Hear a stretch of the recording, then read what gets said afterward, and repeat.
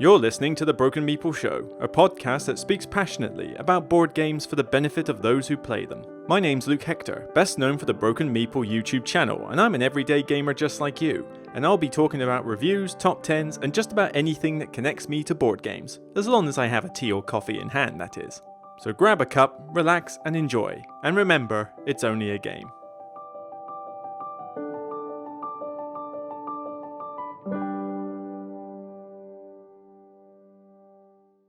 Hey everyone, Luke Hector from the Broken Meeple here on another podcast episode, just straight after I'd done my last live stream actually. So yeah, I've been doing the live streams now, they're finally on the channel. I've done 2 so far, one went better than the other, put it that way.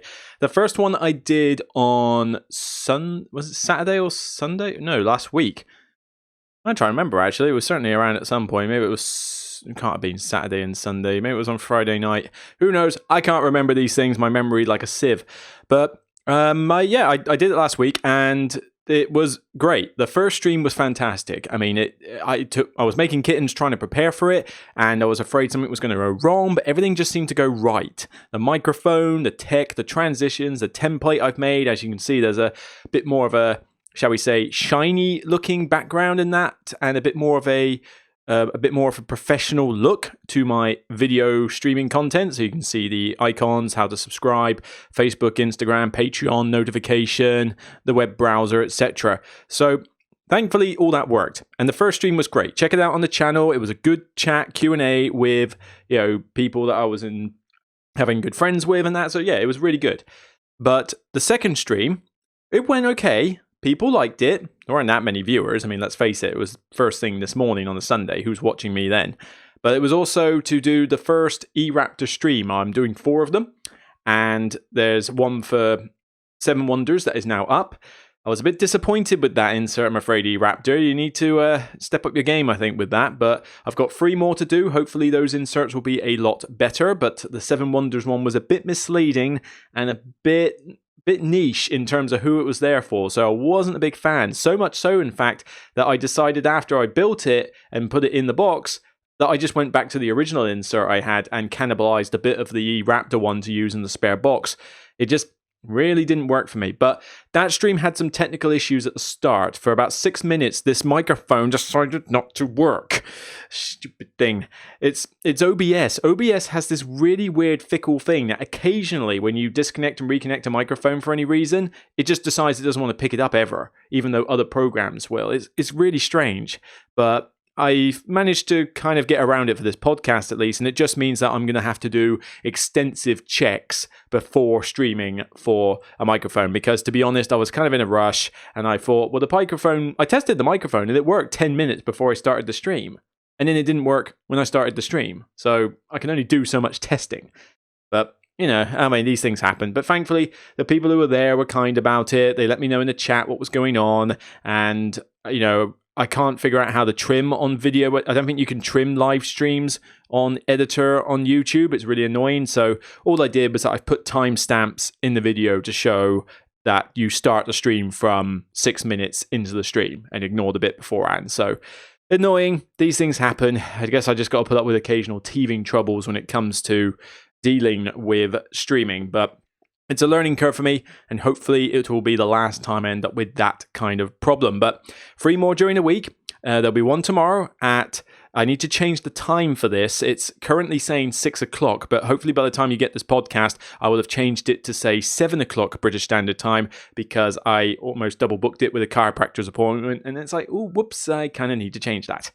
But the other 2 are booked in later this week, so I think there's a Thursday one and a Friday one, so they should be better. Hopefully the inserts will be a lot better. I thought I was starting with the simpler one, but apparently not.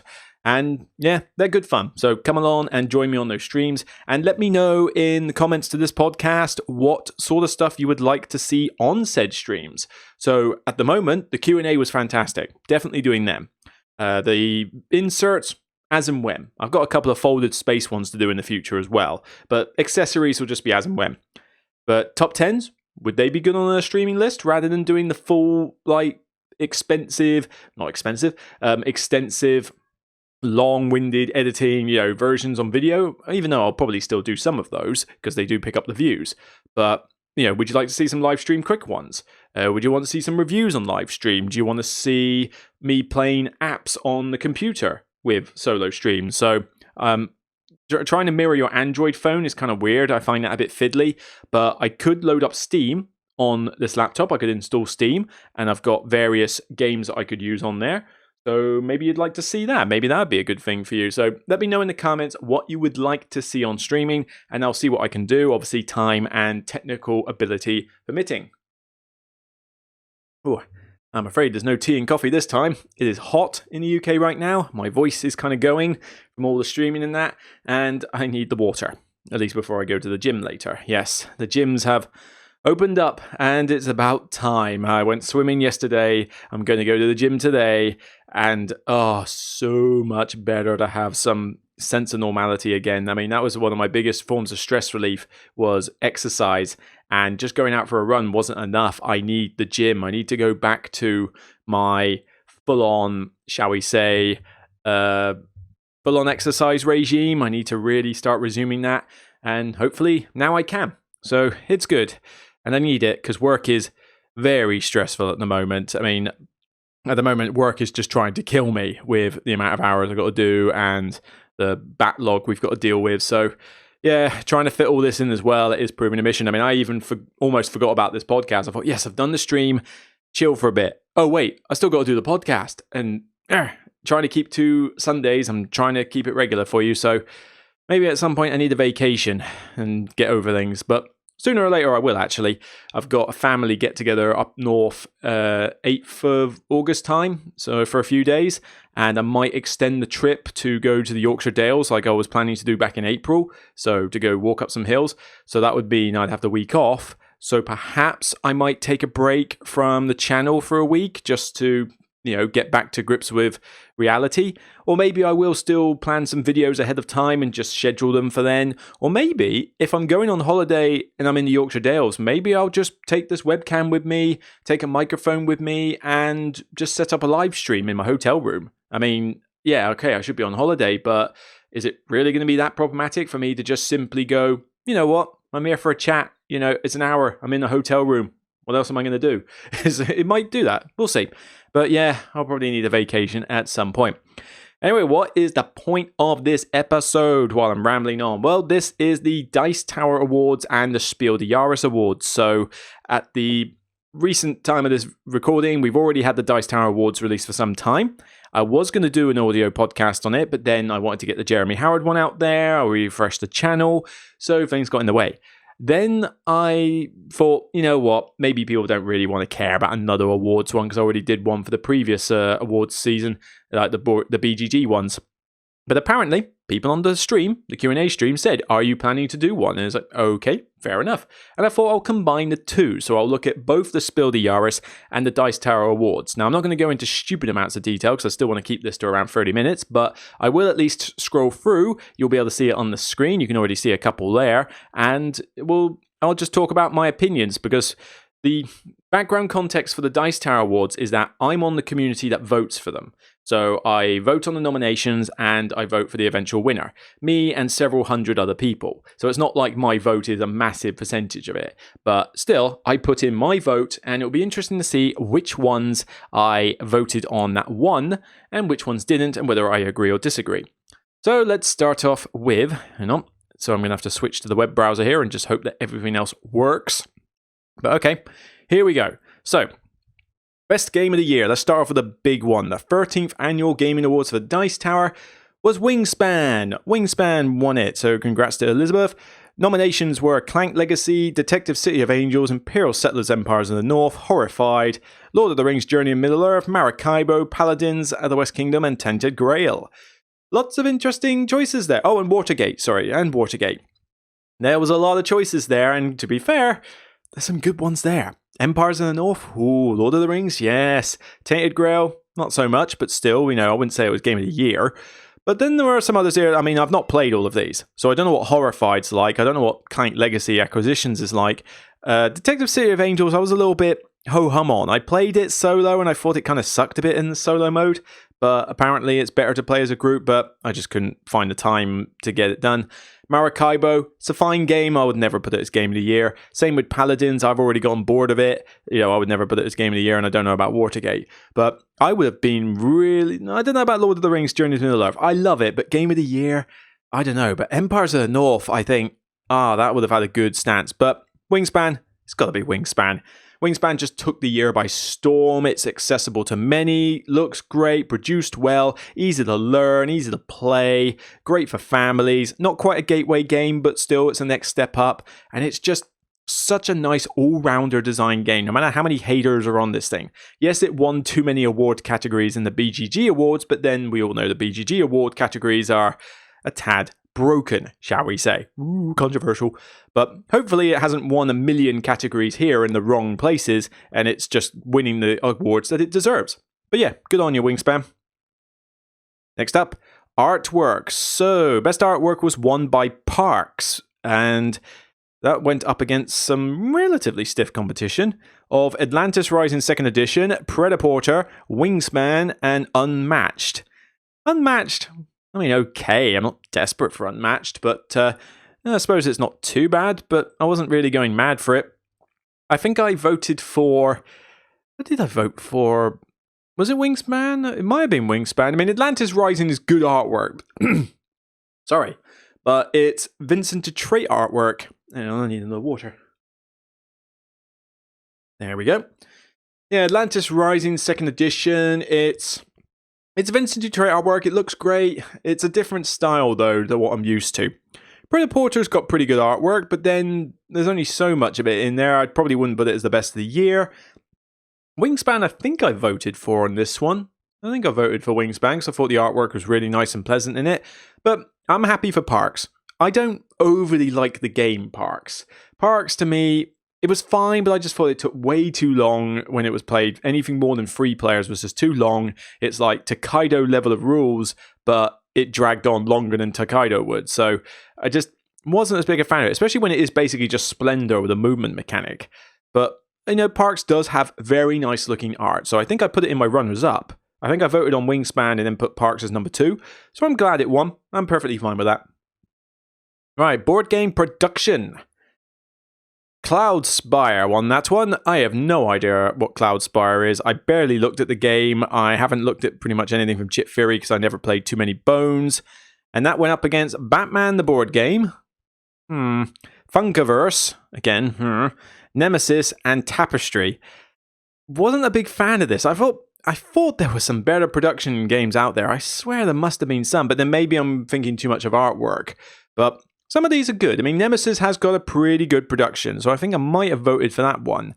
Cloudspire looks cool. The artwork's nice and it's got a bunch of chips, but until I get up close with it, I couldn't really say. Tapestry, no, I didn't want to vote for that one because, yeah, the buildings are great in Tapestry, but not anything else.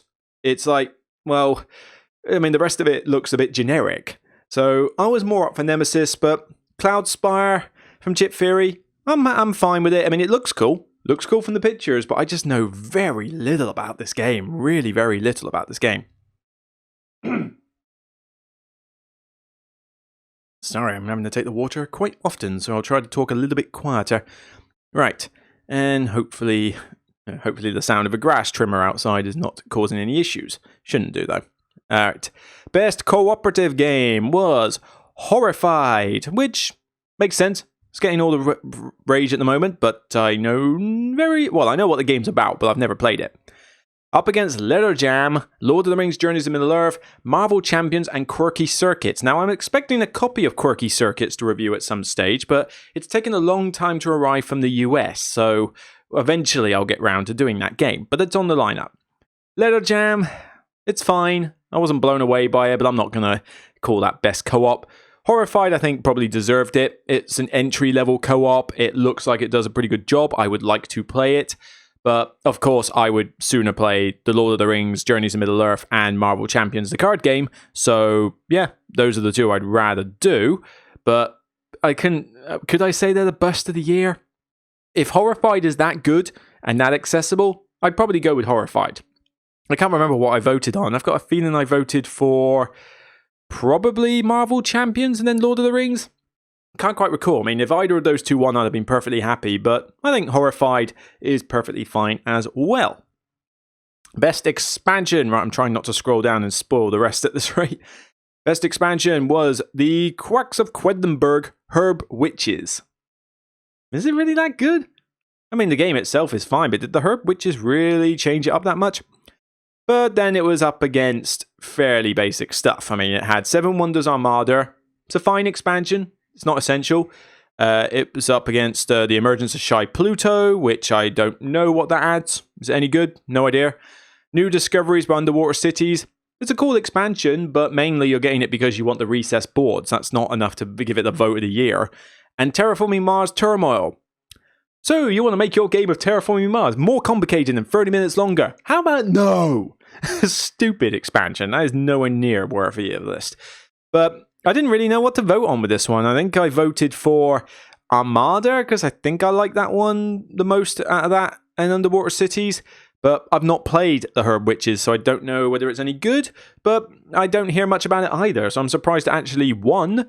But apparently, for those who are Quacks of Quedlinburg fans, the Herb Witches is worth picking up. And I will trust the decision of the committee on this one. So if that is a game you love, you might want to check it out and see what it's like. What do they call it? The Krauter Hexen. The Krauter Hexen is the German name for it, apparently. But okay, fair enough. Moving on to Family Game. Family Game. What have we got here? We have got the best family game was Point Salad. And I'm perfectly happy with that because you know what? Point Salad is down there on my shelf. I've played it with my parents. My dad likes it. And it was very simple to teach them. Not difficult at all. And it's just a fun game. Providing you don't go above 4 players. And ideally keep it to 3. But 4 is fine. 5 and 6 is too chaotic. It's not worth it. But what was that up against? That was up against Horrified, Parks, and Tiny Towns, and Wingspan. Now, I must admit, I'm quite surprised Point Salad won. I think I voted for Wingspan over Point Salad, but Point Salad was on my runners-up. I honestly don't like Tiny Towns. I don't think it's that great a game. I mean, it looks weird having these tiny pieces put on these massive squares. It's luck of the draw unless you're playing the advanced rule set, and it didn't really wow me that much, Tiny Towns. Everyone goes mad for it, but I was just like, meh. Horrified, I thought would win, actually. Not Parks. And Wingspan, I voted for it personally, but I can understand why some people might not necessarily get it, but I thought Horrified would win it. I'm quite surprised Point Salad did. Maybe when they said best family, maybe a lot of people voted for the simplest game there, and Point Salad is disturbingly simple. I mean, kids could play it easily. And fine, it's on my shelf. I like it. I gave it an 8 out of 10. I think it's a really cool game, but I'm surprised it beat out that competition, Horrified and Wingspan. And yeah, Wingspan's been voted for a lot of categories, but let's face it, best family, best artwork, and, best... Did it get best production? I can't remember. Did it have best production? Nope. So yeah, I mean, it's at least it's appearing in categories that make sense this time. But yeah, cool things. Point Salad, this cool game where you're trying to put out veg in a display, and the cards have got vegetables on one side and the point scoring system on the other side, and you collect the cards and mix and match how you score for your veg, and it's just really interesting. I mean, it literally is a point salad game. It takes its name in pun, but also makes it the game. So yeah, I'm cool with that. The best game from a new designer, Wingspan. Did you really see it being anything else? Elizabeth Hargrave has not done anything yet, although there's more works on the way, and Wingspan just took the place by storm. Do you honestly think it was going to be anything other than Wingspan? But on top of that, it went up against Cartographers, Parks, Point Salad, and Tiny Towns. Don't like Tiny Towns. Wasn't as blown away by Parks.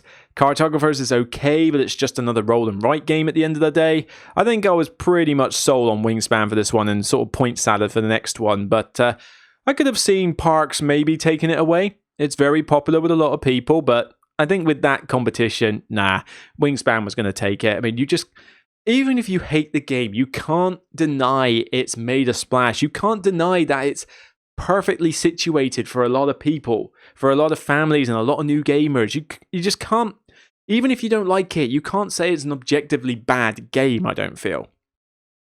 Moving on to best game from a small publisher. I don't actually know what the winners are for a lot of these. I'm looking at this for the first time, so I haven't actually researched every single one yet. But Reza Khanna, One Small Publisher. I suppose, but nah, I don't know. I'm not as big a fan of that one. And that went up against Cartographers, Colomer, QE, Parks, and that's it. The other one was Reza Khanna. Yeah, I guess there wasn't a lot of competition here, really. I mean, Colomer's good. It's fine. I wasn't blown away by it, but I thought it was decent enough. Cartographers is fine. It's another role player. It's another roll and write. Parks, you already know. QE. I don't like QE. It's okay, but where is it okay? It's average. It's just weird. QE being this weird auction game where you can bid any amount. It starts off like with one person usually getting all the bids, and they tend to end up winning because by the time anybody bids for anything in the late game, they're bidding so much money that they just price themselves out. But it's just an odd game. It shouldn't even work as a system. I'm not even 100% convinced it does, but people seem to like it. But it's a dry auction game. It's kind of forgettable for me. But yeah, I guess there wasn't much competition. I mean, I think I voted for Colomer and then Cartographers. But Reza Khanna is okay, but it's a dry point engine builder. That's all it is. There's no... I mean, it looks nice on the cover and the artwork's nice, but there's no theme. You're only looking at about 8 cards, so you're not really seeing a great deal in the game. You know, you've got variety from game to game, but you're just looking at 8 cards throughout the whole game. And it's just put X resource into Y card to get Z points. There's just nothing particularly interesting about it. So... yeah, I'm not as big a fan of Reza Khanna. I mean, it won. Fair play. Well done, Thomas Lehman. But who actually published it, actually? I'm not entirely sure. Who did? Wonder if it will take me straight to the Board Game Geek page so I can have a look. Or the dicetower.com list. Come on, let's have a look. Come on, internet. Work with me. Alright, maybe it'll be quicker if I just go on here and look it up. Assuming it's... published by Sand Castle Games. Okay, so fair enough. And small Seal of Excellence, yeah, the Dice Tower, love it as well, but yeah, I was never a massive fan of it, really. Okay, moving on to the best party game, which went to Wavelength. I'm cool with that, although, did Just One come out this year? That is odd. When did Just One come out then? Was Just One not a 2019 game? Because that's the only thing I can think of. Because Just One should have won it, surely. But I can't recall if Just One was a 2018 game that we just got really late. Huh? Yeah, apparently it was a 2018 game. Okay, fair enough, go figure. But, alright, so without that, yeah, Wavelength. I mean, now I look at the competitors, yes, I definitely voted for Wavelength, and then probably Letter Jam. It went up against Letter Jam, Medium, Slide Quest, I have never heard of that game, and Team Free Green, I have even less idea what that is. Doesn't even look particularly nice from the cover. Slide Quest looks interesting though, looks pretty colourful. Medium, I saw somebody playing that at Aircon, and it looked quite fun. I would like to try Medium out. Letter Jam is okay, I like it, fine. I'm not going to go mad for it. That grass trimmer is putting me off outside there. But Wavelength, yeah, Wavelength's a really solid game. I enjoy it. It's simple to do. It probably is a bit overproduced for what it is, but it does the job. I take it along to a fair few game nights where you're sort of having to guess. Best way to describe it, really, you have to guess where on a dial from like not so much to a lot a particular category is. So, for example, let's say amount of bald people in America or something, and you may be thinking, right, okay, how many would that? Do you think that's a lot? Do you think that's very little? You spin the dial round in secret. You spin it around in secret, and then when you look at where the dial is, you have to come up with a clue that suits that dial. So I mean, bald people was a bad example. It could be like villainous or something like that. So the dial is really high on that dial. So you're thinking, right, I need to think of the most villainous character ever or something. And you can have like the Wicked Witch of the West or something. And then the other players have to try and guess what it might be. And it's cool. I mean, it's you give them the clue word and then they have to guess where the dial is. I know I've explained that a bit bad, but it's a really cool game. Have a look it up from Wolfgang Walsh. Best reprint goes to Predaporter. Nice. Oh, yes, I'm happy about that. Although I'm surprised because it went up against Unmatched, Pax Pamir, Predaporter, Dune, and Atlantis Rising 2nd Edition. Pax Pamir, come on. If that got voted in, I'd have been amazed. That's a niche game. Unmatched, not played it. Dune, not played it. I hear good things, but looks like a very long and epic game, so it's probably not accessible to many. Atlantis Rising 2nd Edition, I'm surprised that didn't win. That is a really good reprint. That said, I did vote for Predaporter. Then Atlantis for Predaporter 3rd Edition. After seeing the 2nd Edition, I haven't played the 2nd Edition, but this looked great. I mean, it looked gorgeous on the table. I played it for a heavy game. It was not too complex in the rules, and it brings that fashion industry theme really well. There's multiple ways to play. It was easy enough to teach. I really like Predaporter. It's a long game, but it's definitely up there on one of my favorite heavy Euros. And for an economic Euro as well, that's saying something. But yeah, honestly, well done, Ignacy. That was a really good reprint. I was looking forward to this so bad. I'm glad you didn't go down the computer game manufacturer route, kept it to the fashion theme, and I think it's done you justice. Best solo game. Lord of the Rings Journeys in Middle-earth. Yes, I'll definitely go with that. Up against, though, it had some stiff competition. Death May Die, Marvel Champions, Tainted Grail, and Wingspan. Wingspan solo mode is pretty decent. I like the automata in it. It's a really good one. It's probably one of the better automatas out there. Not played Death May Die. Is it any good? No idea. I mean, can't really tell much from the cover. And Eric Lang, I don't know. I don't tend to go mad for Eric Lang's stuff. And he's kind of distracted at the moment when it comes to his Twitter account. But, Lord of the Rings, Journeys to Middle-earth, I do like. Did I vote for that one? I think I did vote for that one because I do like Marvel Champions as well. I think that's really good. Tainted Grail has some issues with the game itself to stop it being a number 1, but I still love it. And Wingspan is a good automata. Maybe I put that as number 3 on my list. I know I put Marvel Champions number 2 and Lord of the Rings as number 1. So Lord of the Rings, I've played it entirely solo. It is Lord of the Rings in a box. You've got your characters. You go through missions. Sorry. Hang on. I'm going to take another water. I think my throat's really struggling today. Sorry about this. But the Lord of the Rings game, you get your characters, you go through a campaign. With the DLC campaign, there's branching paths even. There's even a slight bit of that in the first campaign. But you fight monsters, you go explore maps, you find new items, you get new skills. It's a really great solo game to play with a couple of characters in tow. Works fine multiplayer as well, but I really like this solo. I mean, if I play this solo, I'm going through multiple missions in quick succession. And I am so gutted I didn't get the new expansion Shadow's Path. I wanted it so bad and I forgot to pre-order it and then it was too late because Fantasy Flight doesn't know how to stock their games. Seriously, Fantasy Flight, put more stock into your games. We want to buy them. Stop selling out and then giving us reprints like 20 years later. Stupid Fantasy Flight. I will get that expansion though. When I get a chance, I'm getting it. Right, there can't be that many left, so best strategy game went to Maracaibo. I guess.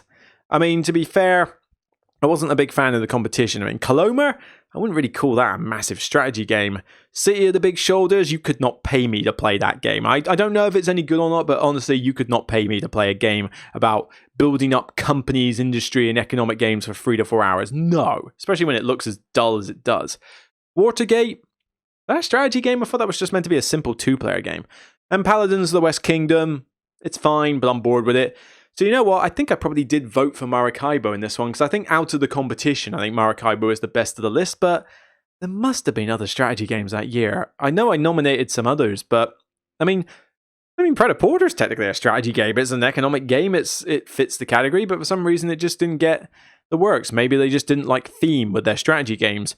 But Maracaibo is still pretty good, sailing around the Caribbean, deciding if you want to do quests or ally with certain nations, deliver goods, and the multi-use card system in it where you've got it used for characters or for items and goods. It's a pretty neat system. In fact, the next stream I'm doing tomorrow will be the Maracaibo insert. along with the overlays for the player boards. So if you want to check out how to store Maracaibo in an efficient way, hopefully, fingers crossed, then you can check out my stream for that tomorrow, in fact. So that'll hopefully be good for you. Can't be that many more on this. Best theming. Okay, best theming. We have Horrified, I suppose. I mean, it looks like it represents the theme pretty well, and people have commented on this, but this is one of those games I really need to get played. It's high on my wish list to try and play this one. Up against, though, Lord of the Rings Journeys to Middle-earth, Watergate, Star Wars Outer Rim, and Wingspan. Wingspan has a unique theme. I'm not going to go out there and say it's the most thematic game out there, though. Watergate, no idea, not played, probably never will. Horrified, I would like to try. It's one, fair enough. I hear the theme's really good, it sounds like it's really good. I think I voted for Star Wars Outer Rim? Or was it Journeys to Middle-earth? It was one of the two. Might have been Outer Rim, because Lord of the Rings, it's difficult to not represent the theme. But Star Wars Outer Rim really did just replace Fireflies for me from Gale Force 9. It really puts you in the shoes of smugglers and a bit of the Star Wars universe and going around to different planets and getting new people for your crew, finding a new ship, dodging the Imperium, dodging the Rebels, dodging Jabba the Hutt. It's really good, solid game, that one. I mean, for a pick up and deliver game, which I don't normally like, that one definitely is on my high spot. But yeah, there were some good ones there, and Horrified won it, so good on you. I really must get that one played. All right, 2-player game. Let's have a look. How long is this stream taking? How long do I need? We're already up to half an hour. All right, this is going to be a bit of a longer episode, but I suppose I'm only going to talk briefly on the Spiel the Jahres ones. Best 2-player game, Watergate. Never played it. No idea. Is it any good? Guys, you tell me. Funkiverse, Skunk Hollow, Undaunted Normandy, and Unmatched, and Watergate. I honestly have no clue. I don't get 2-player games to the table very often. I have not played any of these 5 games. So, Watergate, I hear it's popular. It got nominated for a lot of categories. Must be pretty good, but I've never played it, honestly. I'll play it if someone gives me a chance to, but I've not played it, so I'm not really going to comment much further. And finally, the most innovative game went to Detective City of Angels versus Mystery House Adventures in a Box. I suppose it is innovative. QE. It's innovative, but not in a great way. Slide Quest and U-Boot the board game. I think I gave this one to U-Boot the board game because I thought having that giant submarine in the middle of the board and real-time, app-driven, like co-op play, it was impossible to ever get played, but it was certainly a good innovation.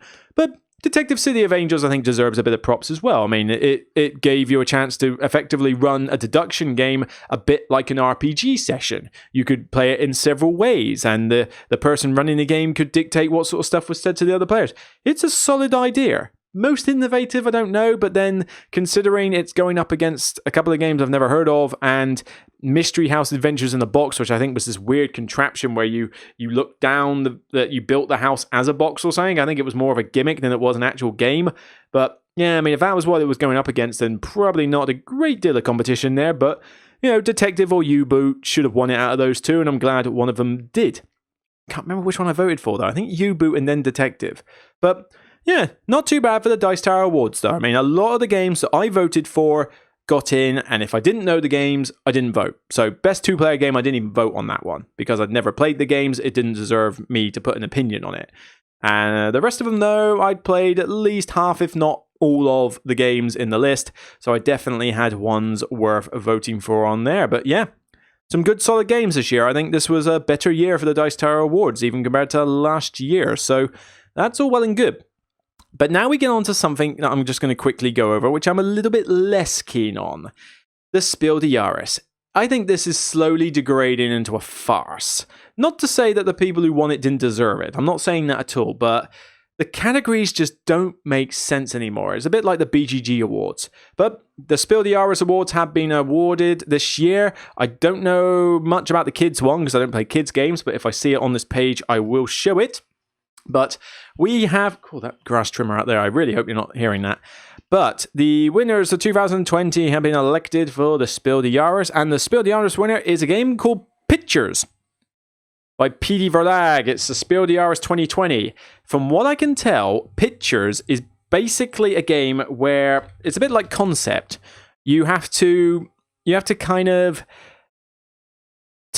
you have to describe a word. You have to describe a picture for people, and they have to guess what it is. And in doing so, you're doing it with various components like little building blocks and pieces of string and stuff like that. So what have we got here?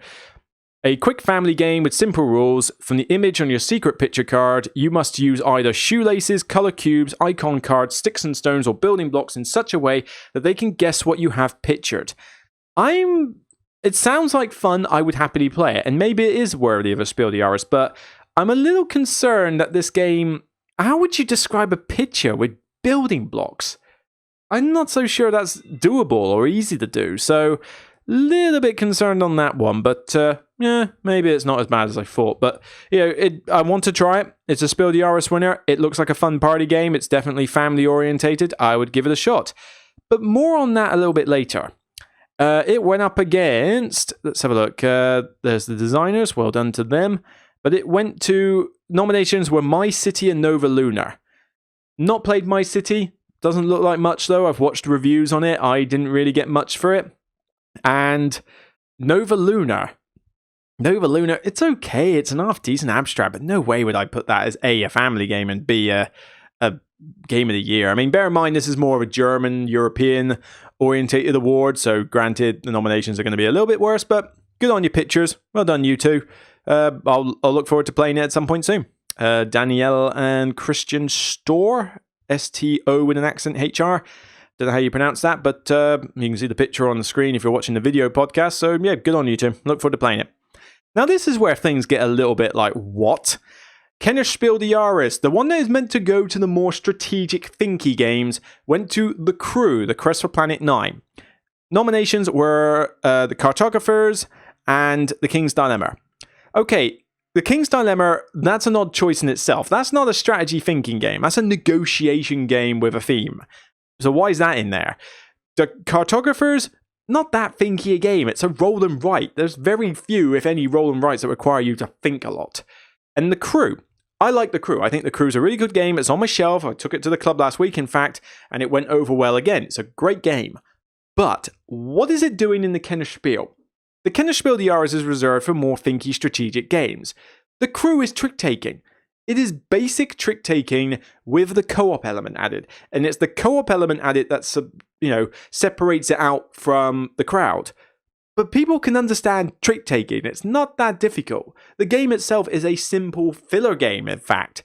So what is it doing in the Kenner Spiel category? This should have been in the Spiel des Jahres category. And then it would have been interesting to see it go up against pictures, and maybe the Crew would have won against pictures. But it just doesn't make sense it's in this category. I'm glad it won. Kudos. I'm glad it won, but just I don't get why it's in this category. And Cartographers and The King's Dilemma, that was the best thing we could come up with for a Kenner Spiel. Like I said, I really don't understand how the nomination process goes on with this one. I mean, the Europeans have heard of a lot of other strategy games, so I don't know why these ones are so special, but yeah, kind of odd, really. Now, I can't seem to find the kids one. Have they done a kids one this year? Let's have a look, or maybe they haven't announced that one yet. Have a little quick glance. Award winners. The internet seems a little bit sketchy lately, which is kind of odd because it should be upgraded to insane amounts at the moment. Let's see if I can find it. Kenner. What's it called? Is it called? No, it's not called the Kenner Spiel. What do they call it? I don't think they've announced it. Oh wait, Kinderspiel. Here we go. So Kinderspiel was won by. Is that actually won? The pictures nominated. Oh, yep, I think they've done it. Yep, I think they've announced it for Speedy Roll, or Hedgehog Roll, as it might be called. Nominated along with Photo Fish and Versund die Roboter, or Robots. No idea. I don't play kid games. If that's your thing, then great. Speedy Roll looks like that was the winner. So, looks cutesy. Looks fun. Hedgehogs and foxes and cute little things like that. Apparently you're rolling some actual fox or hedgehog. Apparently you actually roll the thing. That's kind of interesting. How does that work then? The idea of, what is this? Marble stones. So far there was no tennis ball. The idea of claiming this as a hedgehog on which applies... So you roll this tennis ball hedgehog coated with Velcro with stuff that gets coated on its Velcro... That's interesting. That is really good. I think that's pretty cool. I mean, for kids, yeah, I can see this going down well. So, yeah, I'll never get to play it in my life, but Speedy Roll, that was the Spiel. So maybe that was pretty solid. So, yeah, that's it. We're up to 40 minutes. I'm going to wrap up this podcast now because, as you can hear, my throat has really been struggling with this podcast and I need to go to the gym. So, yeah, that is my take on the 2 new awards. I think the Dice Tower Awards did pretty well overall. I think better than last year even. You know, I didn't vote for every single one that won, but I certainly nominated a lot of the ones that were in the nominations, and the ones that won, I think for the most part, deserved it just fine. The Spiel des Jahres, on the other hand, yeah, I'm starting to lose faith in the Spiel des Jahres Awards. I mean, last year wasn't too bad, but this year I just think it was like a bit of a mess. Maybe next year it will improve, but I'm not entirely sure because we've just got so few games coming out this year. I mean, people are sort of like, what's your favorite game you've played this year? I can think of maybe 2 or 3. Tank Garden's one of them. In fact, the others are kind of escaping me at the moment. We've just had so few games released during 2020 so far because of COVID that there's just not a lot to report on. I hope that August onwards starts bringing us some more games. I mean, there's some good stuff on the horizon, but hurry up and come out, because at the moment 2020 is looking to be like one of the worst year for board games ever. And granted, a lot of that is down to a pandemic, but yeah, it's not looking good for 2020, folks, so we'll have to see. So what's to come in the future? Well, as I mentioned, 2 more streams for the eRaptor inserts. They're on the way this week, as well as the one tomorrow, so free technically. I will be doing... I probably won't be doing a video this week. I will try to do a video for Wednesday like normal, but I'm already doing 4 streams this week, and the podcast is still going to happen on Sunday. So I think I might just be running out of time, especially as work is going to really push me to the limit this week. I've got a deadline by the end of the week, and I've got to focus hard. So I may have to do some overtime at work, and I've got to put work ahead of the blog no matter what. So I might have to skip out on a video this week. I was planning to do a glossary video for board game terminology, but the problem is, as I was recording it, I've recorded some of it already, but it took a long time, and I thought I was going to do 1 video. I think it's going to have to be several, and I might release several during a week, like maybe do 2 or 3 at a time, or maybe space it out, we'll see. But if I'm going to do that, then I'd rather get them all ready and then send them out within a week. So maybe I just need a bit more time to get on with that. So I might skip the Wednesday video this week, but you've got 4 streams of eRaptor inserts and the stream from last week, so there's plenty of video content to keep you occupied, and that's assuming I don't do more streams next week anyway, because people want to see me do streams. So you will see some video content, even if it's not the full-on edited, fancy schmancy version of the videos. They are still there, they're still coming. It's just maybe this week I need to take a break from the video release. We'll see. Maybe I'll get lucky on Tuesday and I'll be able to edit the first part of the glossary, but I'm not going to hold myself to that because I will have no time today to get on with it. I will have no time tomorrow to get on with it. So that only leaves part of Tuesday evening, and that's assuming I don't have to, work overtime. And I have a feeling I probably will be. So work comes first. That's the way it's got to be. Other than that, though, yeah, more stuff on the way. And of course, there'll be another podcast next week, of which I'm thinking of starting. I don't know what I'll do topic-wise for the next week's podcast. I was thinking of doing the BGG Top 100, but I don't know whether that should be a podcast or whether I should do that as a live stream. I feel like that would make a much better live stream because then I can get the audience's reactions. So I'll save that one for a stream.